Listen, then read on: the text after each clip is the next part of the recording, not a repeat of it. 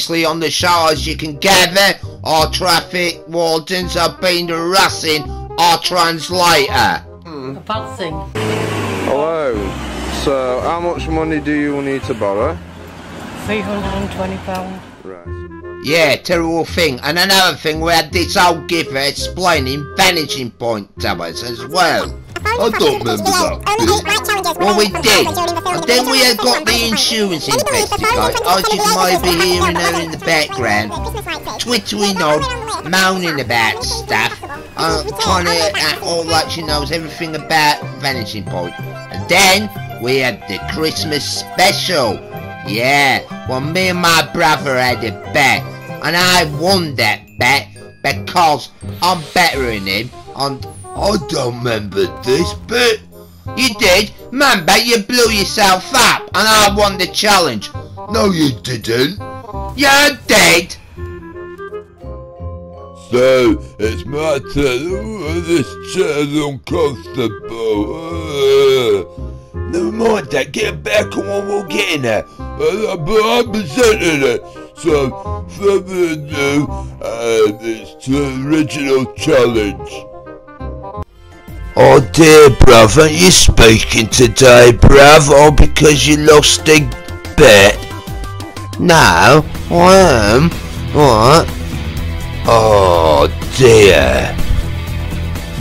What? Why are you like that for? What's wrong with him? Well, after the bet, I gambled all my Christmas presents to him and all, and he has to give me a Chinese burn every day now.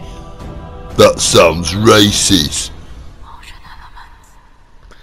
Statement: you can't keep glamorising drug addiction, which the NHS even classes this under a health issue requiring useful organisation, self-help, cognitive behavioural therapy and counselling, the same way as detoxifying and reducing self-harm before the full rehab procedures. Due to gambling making dramatic alterations in the way the brain sends chemical messages, just like an addiction, as with anything that makes you feel good, like eating, shopping, drinking alcohol, and rare cases sex. A source of enjoyment can become a mental dependence, and this is the harm worldwide. Some of your viewers will live in states, regions, or entire countries where gambling is banned due to citizens' excessive gambling addictions, has made governments ban all forms of it, like Cambodia in 1996. And nearly every single Islamic country prohibits gambling of any kind. Some don't enforce, but others, like the United Arab Emirates, anyone gambling can be imprisoned for 2 years. And in Singapore, the government only gives some exemptions to the Remote Gambling Act, like Singapore's turf club or pools. So check before a flutter, as most land-based gambling is illegal. And Qatar is the strictest due to many starting their own underground gambling scene. But if caught, you'll be made an example of due to religion and culture. Not only with religion and culture, however, there's political bans, like North Korea, with tight controls over their citizens' lives, including gambling. But not for tourists who visit, as long as they're on a guided tour to the lone casino located in Pangyongyang. However, countries like Lebanon have got around this with casino ships that take them out into international waters where gambling is permitted. So the effects of gambling on the human psyche are engraved into culture as much as substance abuse, and science clearly backs this up to stop gambling on this show. It's not suitable for most viewers, and as I said before, a very unprofessional way to make decisions for future shows, topics, structure, editing, or anything that should be on management or cast level. Statement: you can't inflict a daily assault on your brother without HR department getting involved to protect an employee from verbal and bullying and physical abuse. Physical side could include charges with the police if Captain Pervert decides to press charges, and morally you have to give Captain Pervert's gifts back, as this bet was done on works time and resources, so management don't recognise the bet and therefore its terms and its wager. So I'm afraid you haven't won them gifts at all. Well, it's a bit tough then, innit? Because I put all this stuff on eBay and flogged them, alright? What? You got rid of my Lisa Witherspoon accessory doll accessories? Yeah, I did. Then you owe him the money from the sales. What money? He got it for no. Uncle Charlie got it in. You sold it on eBay, so therefore that money belongs to him. Yeah, insurance investigator, but go at him. Look, bruv, I'll take you to the Diamond Casino, alright, on GTA, that'll cheer you up, alright? Don't accept that offer, that's just another bribe. He's not allowed to do that. You get your physical gifts back, or you get the money for it. And I recommend at the moment, you take the listings down now, because you're not allowed to sell them items. What? Can't sell his items? Well, my items, I should say. You just said it yourself, they're his items, they're not yours. Well, they were, but now they're mine, what? Well, if you check eBay's rules and regulations, you're not allowed to sell stolen goods, which could get the police involved that way, which means then you would lose your job on Best Automatic. So if I was you, I would basically just return them. Look, he put a bet on, alright? So that makes it mine. A bet is a bet. Right, he's lost it. Not when you're doing it on work's time. In fact, you're very lucky I haven't had a warning for this, because you're not allowed to do this, as I've explained, because of cultural beliefs. You're not allowed to do gambling. So if you don't return them, then Best Automatic will have to get involved. Yeah, you stick up for me, alright? So you heard that, bruv? So you got to give up my stuff back. And that means I can talk about Mad Max and all that lot as well, don't it, fellas? No, we don't want to talk. Not Jesus and all that stuff again. Hey, that's right. No, look, it's not. You can't bet on who decides what's going to be on what subject on the programme. You've got to decide this beforehand and not do it actually when the programme's running. Thank you very much. And I want to say thank you to the Irish fella and Captain Gorgeous for not taking part in these silly gambling on the show. Hey, that's right, I went to the casino instead. Well, it's my turn. So, we're going to do this spin challenge on the Best Automatic. Not fair. So, we got the game, trying out a new car. Look, mate, right. That's the new vanishing point car, alright, but it's unfair what that insurance investigator's babbling on about me, giving all my stupid brother all his little weather sex doll, weather spoon doll things, whatever. She's bang out of order. You do realise, Mr. Statement, your work contract isn't a year old, so Best Automatic HR department don't legally have to do the 2 verbal plus 3rd and final written warning. However, Captain Pervert's contract is over a year, so he has more legal rights than you.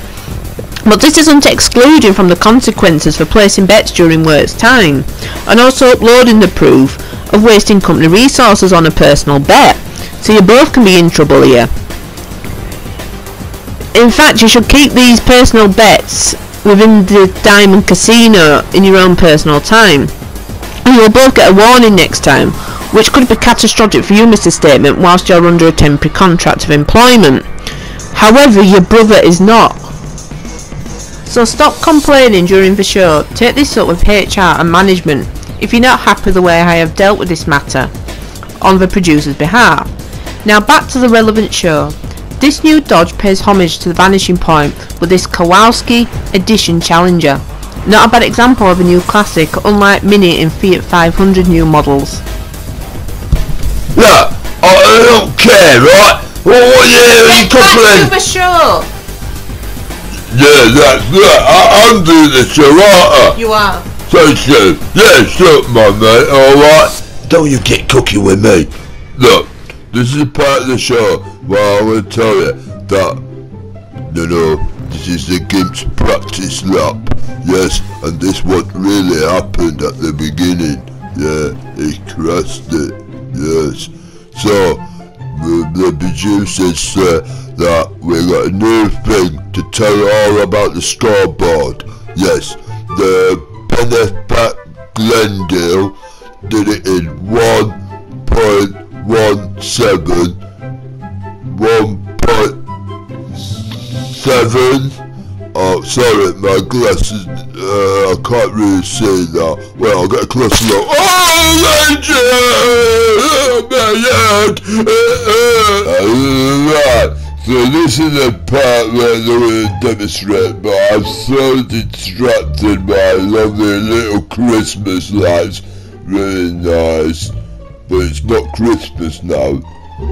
Yeah, never mind that. Right, the point is, I might be explaining the challenge, but even we have seen it before.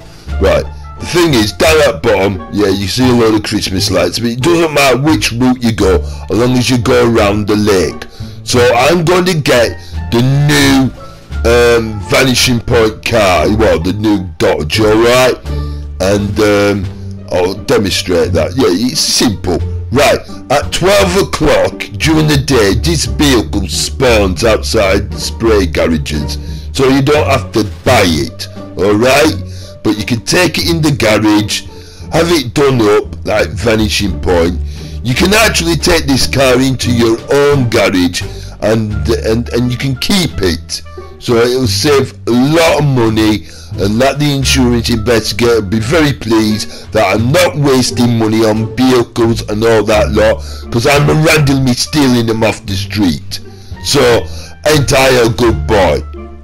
So now I am doing it up like the old Chowowski car, even it's a very modern vehicle. So very consummate, good advice. So now I'll be off to show you where I am actually going. Well, I haven't picked which wheels I want yet, but you know, they're nice. They look additional. So there I am, actually. Just get on with it. Shut up, you! It's my bit, alright? So I'm outside the convenience store to rob a plastic bag. Hello, Mr. Biker. I hope nothing happens to you later on. About right, so I'm going round to the shop. Right, I've got to do it and play me part. Right, give me your money. No, give me your plastic bag. Right, this is now. Come on. Right, I'll kill them bottles. I'll mean it. I'll shoot them. I'll take that, you nasty bottle. Yeah, that's it. Good man. Give me the plastic bag. Right, I'm off. So now I'm going to cause havoc by having loads of police cars crashing. And now I'm going to do some police facts. A typical police week, mentally and physically, have an average 5-8 hour shifts per week with 2 consecutive days off. Because law enforcement agencies operate 24 hours per day, those 8 hours might fall anywhere on the clock, weekdays, weekends, or a combination of both. To keep police sharp on their shifts, we've been highly trained on a police academy, some are known as colleges or universities in America. They all have background checks, examinations, physical requirements, medical requirements, legal training, equipment training including firearms and driving skills, which they don't present in action or petrolhead movies, making them look unorganised, destructive, dangerous drivers, giving little regard to civilian life when nothing could be further from the truth. But always depicted as clumsy, simpleton, hoodwink, nincompoops, knuckleheads, morons, ignoramus and imbecile force, when it's the opposite, as it's not easy graduating a police training school.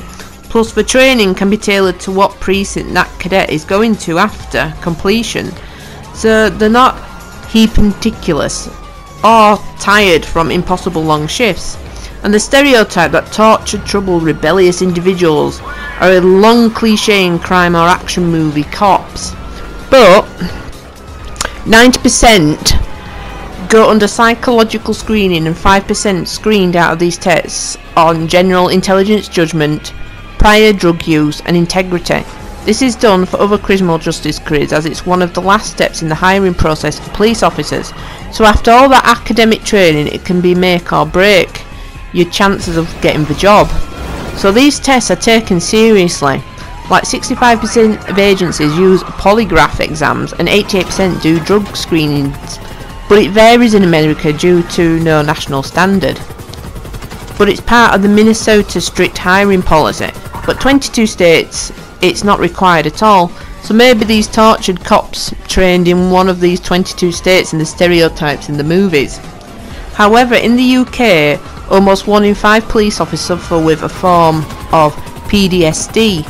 so well-being and clinical symptom screening is now in effect.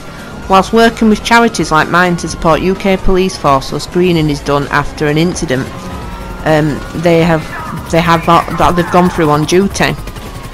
So fully trained police officers shouldn't be painted in this light for entertainment purposes as morons crashing into each other, writing off thousands of pounds in damages to vehicles over a 5p plastic shopping bag. So be aware not to do this challenge at home in the real world, but very entertaining in the parameters of the game. And I hope the police don't expect us to pay for all their damages, because let's face it, in this they have been crashing into each other more. Yeah, well, aren't every Smokey crashes anyhow? Yeah, that's right. That's why we've heard that old Smokey's always crashing movies. Yeah, you know where the term Smokey came from? Was a stunt guy called Spanky Spangler. No, I thought it was Brian Carson what jumped police cars, what cars dressed up as police cars, and he set them on fire, then he jumped them. There's many terms for police, like copper was the original unshortened word used in Britain to mean someone who captures, then shortened to cop in the English dictionary in 1704, but derived from the Latin capere via Old French caper, so there's a long history of internal slang and jargon used across police services, but some are localised, some are insulting and some are not. From a start I'll go from A to B. Anda is Urdu for a white egg, but the police uniforms are white, so they call them Anda, stands for egg. Anua, Turkish phrase from aniasis, referring to those without a mirror, as they lack honour and have so much shame they can't look at themselves in the mirror.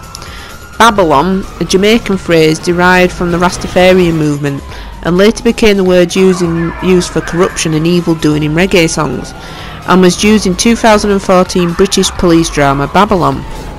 Bacon, also commonly known as pigs, to be insulting to one or many officers in the UK. Barney, slang for a town policeman. A Battenberg, referring to yellow and blue large square reflective checker pattern sticker on UK police cars, despite the Battenberg cake actually being white and pink. Bear is a slang term from Citizens Band Radio in Smokey. And the Bear. The Bear is a highway patrol campaign hat, and Smokey derived from over the road trucker CB radio calls, made popular in the 1970 film Smokey and the Bandit, not for some daredevil. I don't know where you guys have got that from. Yeah, it was. I do know that. Yeah, well, you said it was Brian Carson, not Spanky Spangler. I know it's Spanky Spangler what started it. Alright, and I've got some more. The Beast, popular to refer to an entire police force, but sometimes an individual US cop, but most of a collective in popular culture, like the Fugees album The Score, to represent parts of one whole monstrous creature with attitude and objective. A beat cop is an inoffensive slang for a patrolling officer within the force. Bill or Old Bill or The Bill was a title of a popular UK TV show based on a fictional London borough. Bird is US slang for police helicopter. Busy's what Liverpool people call police as they're too busy to help Merseyside citizens, and nationally as busybodies who meddle in the affairs of others. Black Maria is quite interesting. It's a slang term for police van to transport prisoners from the 19th century. US and France from etymologies from racehorses. Or an infamous black to a pub owner in Liverpool named Maria Lee, who has a big reputation of being large and fierce. There's also black shirts used in reference to UK modern police uniforms or armed squads in Italian fascists under Mussolini. Blue 2s, UK for flashing blue lights and sirens from a police car. Blue Canary are Canadian firefighters used to tease Canadian police officers because they're first on scene to put themselves at risk like a canary down a mine checking for toxins before firefighters and paramedics arrive. Blue Force, a US slang in Florida. Blue Healer, slang for peeler. Blue Light Special for someone being pulled over. Blue Meanie is a hippie term used in the 60s and 70s. slang for British cops for being mean. Bobby, UK, derived from the Conservative British Home Secretary Sir Robert Peel, but nicknamed Bobby for Robert. So the phrase sticks today, long after his death on the 2nd of July 1850, as Bobby is still used for the Metropolitan Police founder's name. Beauf, a Quebec for ox, for unusual featureless game of police officers. So ox face is popular slang and ox cart for a police cart. Booked is UK for being arrested. Bofia, Portuguese derogatory slang for law enforcement in general. This one I quite like, the booze bus, a slang term referring to a police roadside random breath testing station, which are often specialised buses in Australia. Also UK terms like boy dem and boys in blue. For boys, by African American communities in Baltimore. Brady cops for being dishonest cops. Bronze, a slang term used in Australian Mad Max movie but UK in origin. Buck Rogers for police in London and South East. Bull as for railroad police in the 20th century in the US. Bully, a German for bull, like beast, refers to German police as a strong whole. One of my favourites has got to be buttons, referring to the brass police buttons of the 1940s uniforms, and biling, Swedish for peeler for patrolling officers, but they don't seem to use it in modern day Sweden these days as it's frowned upon. That's the bees so far. I thought it was the bee's knees, that's what the term is. I mean, don't criticise, alright? I mean, they're quite interesting facts, wasn't it, that? Well look, I'm nearly there now at the supermarket now to get my 10p shopping bags worth now. No, but I just realised that's why we can't call British police officers pigs for, because they're all muslins, that's why, isn't it? No, she wasn't actually saying that at all if you listen to the woman. I was listening to the woman. She said something completely different. Yeah, that was very interesting. But now, we're on to our next challenge. Yeah. I've noticed, little bruv, that you've cheered up a bit now, haven't you? Yeah, bruv. It's quite interesting that the insurance investigators comes out with all them interesting facts. Yeah, they were quite interesting, wasn't it? So, shit. Well, what are you saying a word like that for? Well, there's them big poo pipes in the way. That sounds very immature, but try to expand your vocabulary of acceptable words. For poo, like feces, excrement, acial, feces, stool, fecal matter or dirt. Or use those words, or childish ones like doo-doo, cowpat or droppings. But whilst we're on the topic of dung, please don't use that offensive term to upset viewers. You can't say that word. Yeah, you've been told. You shut up! It was an accident, I couldn't help it. I am in my 50s at least. Alright, yeah, calm down, little baby. Don't come here, baby. Why does everyone start picking on me? All I said was a word. Why don't you use the word poo-poo? I mean, look, the Irish fella stop. Hey, I know! Why would the Rockstar create something stupid like that in the way? Why? Yeah, exactly! Shit, again, I'm stuck! Don't stop swearing! I slip of the tongue, I didn't mean to, you know. Use one of the other words I've just given you, like dung. Dumb! I'm dumb! We know you're dumb! You just said the swear words, aren't you? Hey fellas, these pipes are just some downguard knowing. Why would he put them there?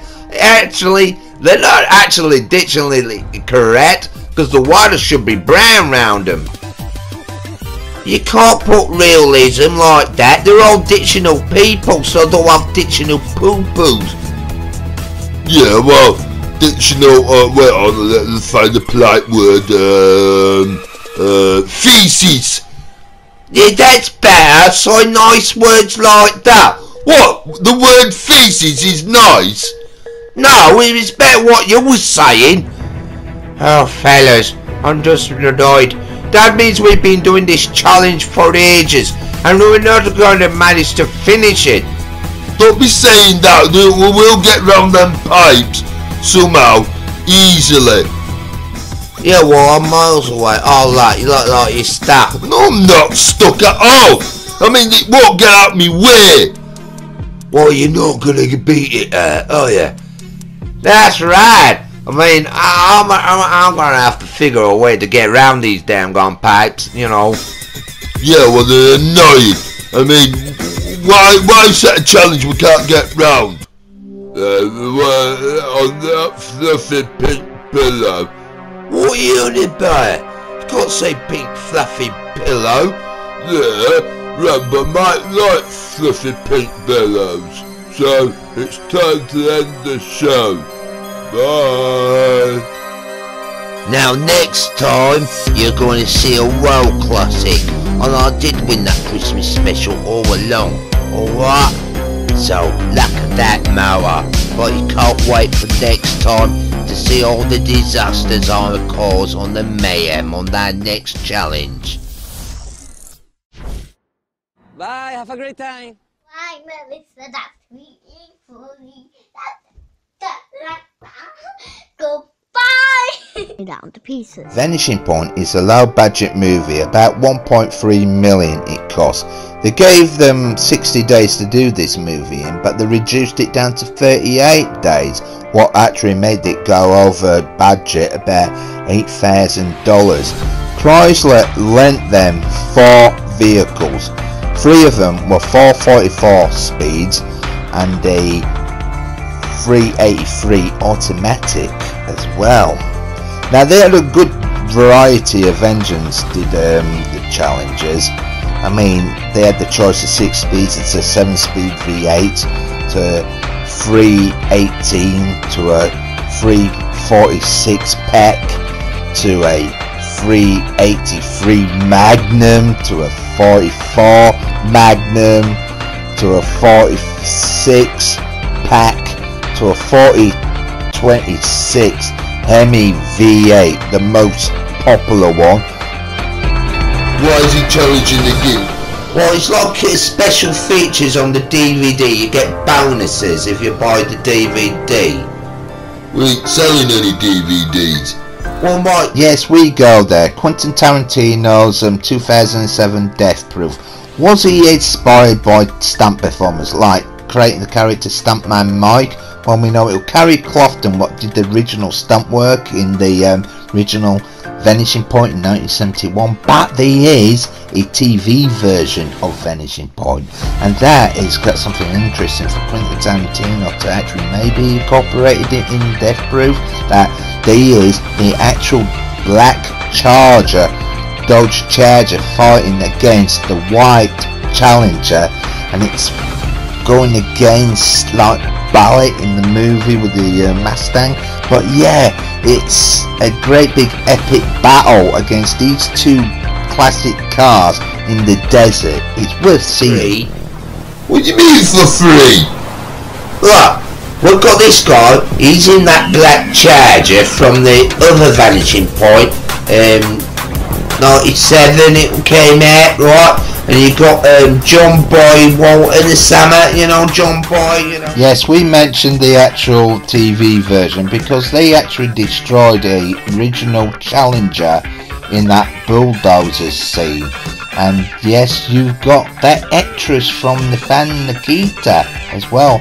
But there's loads of explosions and loads of action in the TV version, surprisingly enough. But we do like it because it has the original 1970s Challenger. They could have tried a different vehicle, but no, they stuck with the classic. I mean, this vehicle might do 140, and then quarter of a mile it'll only do 13.6, but that is still impressive. I mean, these vehicles have still exist from this movie, and we mentioned what museum they are actually left in. I mean, they are left in that condition with the mucky luck, with coffee stains and soil marks because with hairspray sprayed on it as well. That's how they get that muck on. but one of them has been restored for its fully glory as well, and you can check that museum out. At Clive Garrett's Muscle Car Museum, you can see 90 muscle cars, modern ones and classic ones. Here, classic cars, however, are key for the classic petrol head, with its amazing different era 50s decor, gift shop and sitting area, plus displays. You will find this place on Route 66, the actually iconic Route 66. If you find it... So you'd be wondering what these characters called Fazbazzers is all on about. Well, we mention it on the Vanishing Point special, because we have these strange conversations, and to understand this episode, we just briefly showed you what these images are. That's all. See, that's more like it. You should be talking about the show now. Yeah, it should be, yeah. So about you coming about us fuzzbuzzers and all that lot. I remember them reading backs and all that lot. Apologies for the next episode. There is bad language in it. Aaron, you said the H word, didn't it? At least I didn't say the C word. I don't say the same word at all. We all say them words, but obviously it's just swear words or crude words you're not allowed to use. We're not allowed to swear, my mum. Well, I'm not. Just people say F word. My mum does a clip round here, and my big brother and all that. Like your mum doesn't do bugger off and put you in your naughty corner. Oh, please, you. As you know, Gene Hackman got a famous role playing Popeye in a movie with the word titled French in it. Yeah, we're talking about the French Connection, that movie, with that location proper car chase, because it was filmed with member of public, and we all know about the incident where a member of the public crashing into the stunt car by accident, and it was quite very seriously fateful and all that lot. But don't worry, it's movie history. So we all picture Gene Hackman with that angry look, but did you know Gene Hackman got offered the role to play Kowalski in Vanishing Point, but obviously we got Paul Newman, and Paul Newman did play a very good part. There isn't much dialogue, but his face expressions are really interesting, especially how he looks when he goes into that bulldozer scene. Could we picture Gene Hackman doing that certain look? Or do we get that angry look in the French Connection or that? Would it work or not? Anyhow, Gene Hackman's a good actor, but so's Paul Newman. So us British sort of got our different version when we saw Vanishing Point. We had Charlotte Lambrock in it, and she's like this mysterious woman of death what can't kill Kowalski. And we've got E-Type Jaguar drivers as well, and we know what their lot are like in our British roads. So the director is, you know, he had this point, might have inspired Quentin Tarantino to do that double feature, Death Proof. And these Groundhouse double feature movies are quite unique, because us British might have seen Vanishing Point, but Americans saw it first and they didn't actually understand it. And to mention all these double features is because the French Connection double featured Vanishing Point in, and that's how we got recognised Vanishing Point with the American public again, by seeing that movie in Groundhouse theatres. And then we all know what they were like with the drive-ins and all that lot. That's how you got these strange movies. So talking about Vanishing Point, we know that Kowalski's a delivery driver, and he makes deals with his drug dealer by like having bets with him that he can drive from one location to another location really quick.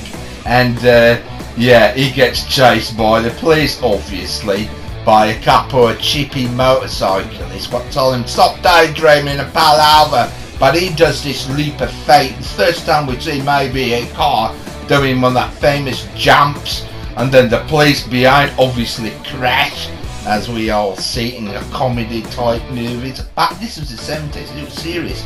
This is a real exploitation movie about DJs what are blind with disabilities, but they can see their radio audience in their cars and know what they are actually feeling. This guy, this DJ Super Soul, he's got magic powers, and he can see our character Kowalski. And when Kowalski gets like moody and has these weird backflashes in his life, I think Super Soul can see him as well. I mean, Kowalski was actually a police officer back in the day, and his partner liked to rape young ladies in the back of the patrol car, and that must have made him leave the force and have a nice girlfriend. What was a beach girl, surfer girl, but she didn't know how to swim, according to the newspaper article, and she drowned, and he got the blame for it.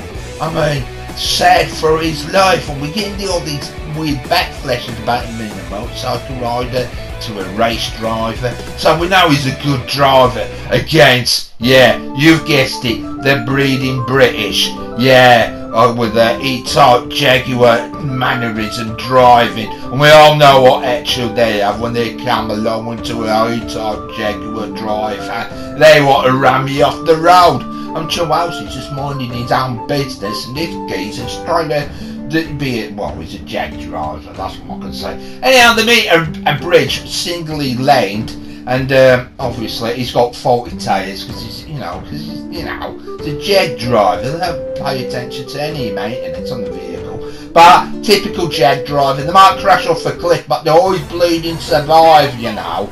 So our character Kowalski does the boring bits, you know, because it's a movie. He's got to fill his car up. The police are trying to pursue him, and they realise, you know, driving in the desert, you lot must be over there in America driving in the desert. Must be boring sticking to the natural speed limit. I mean, the police, they have to pull over and have a rest and all that lot in the movie. Just wait for Kowalski to speed along. I mean, going through the desert at 55 miles per hour must be boring. Maybe that's why you make these cars so fast that you're tempted to go really fast because it's just a long straight road. And maybe this is why it inspires us, this movie, with freedom of speed. I mean, that's what we love when you watch it in the theatres and that. I mean, our character, there's not much dialogue in it because it doesn't need it. It's just that illusion of breaking law by breaking the speed limit of your vehicle, going as fast as you can on the public roads. I mean, that's how you see it on desert roads, and they're mostly desert. But real and serious real life, you'll never know if there's somebody else driving along on the road themselves. It's like our character, he meets some interesting characters on the way. I mean, it's like when the first interjection of gay couples getting married, but it could be because the carjackers are well, and I'll try to hijack our character Kowalski, but he throws him out and goes into the desert, and there's a great big long driving sequence where he's doing all these weird crossroad patterns because he's actually been pursued by a helicopter, and the helicopter follows his track, but he has a puncture in the middle of the desert, and that's something must upset you because, you know, he's stopped driving, he's vulnerable, especially when he gets attacked by a rattlesnake. But this protester old man catches the snake, and he says he's collecting them for these people what are into some form of religion, and Kowalski wants them to get some go-go juice because obviously they're going so fast he burns a lot of fuel. So these people what are singing religious music have got fuel, and they let Kowalski fill his car up as long as he beggars off because they want to sing their religious songs. And that bloke catches all them snakes, that guy throws them out. So Kowalski's on his way, meets another guy, and he asking for some drugs. That's the point, because he needs these drugs to keep him awake so he can carry on driving. And this bloke mentions about, you know, there's a roadblock, so he leaves him with this lady, we think, maybe his sister or his girlfriend or his mum or something. She rides a motorcycle all naked, and she offers to, "Hello Kowalski, I know you, I've got a billboard full of pictures of you back in your day." And we're like thinking, what? Is he that popular? I mean, is he a rock star or something? I mean, we don't know. We can get all these backflashes, but we don't know who this person is. So, anyhow, the bloke comes back, he gets through the roadblock because they put a motorcycle on top of the roof. Kowalski has a bit of a reminiscently thinks about, you know, daydreaming, because that's all he does. He's very quiet and he's mysterious. And then we get this part with our English actress, you know, and she's a bit like, encourages him to smoke weed. And I think that's his downfall in the movie, because he's mixing drugs with uppers and he's taking downers. DJ, he's trying to communicate with him, but he's not answering. His telepathic powers is saying he's not listening, and he knows something's going to happen to our character. And our character comes into a town where the police are waiting for him with a very serious roadblock. No motorcycle on the roof is not going to save him here, because Chowowski is high on drugs and he just crashes into him. But is he really dead? Because we think it was a different car what crashed into that roadblock completely. Yeah, 1967 Camaro it could have been, I think it. 5 Hawaii 5, a TV series set in Hawaii. So, our insurance investigator is trying to say Hawaii 5-hour, what? And she gets a bit tongue-tied because it was a very long-lasting TV series and then a reboot as well. So, yeah. For getting the show in order after that chaos, and thank you viewers for still watching at this point. Now back to 5 Hawaii, where I was interrupted by bad editing and manners, so hoping I get to finish the F words despite the show schedule to get to do C to I today. Right, where was I? Yes, 5 Hawaii. 5 Hawaii, a TV series set in Hawaii from 1968 to 1980. At the end of its run, it was the longest running police drama in US television history at the time. And it was also very popular UK viewers too. So we're going to end it at that then. So we had loads of inspiration about Quentin Tarantino when he bought his Volvo after he did Pulp Fiction. Some stunt guy said you can make that death proof. And that gave them the inspiration of doing that film, Death Proof.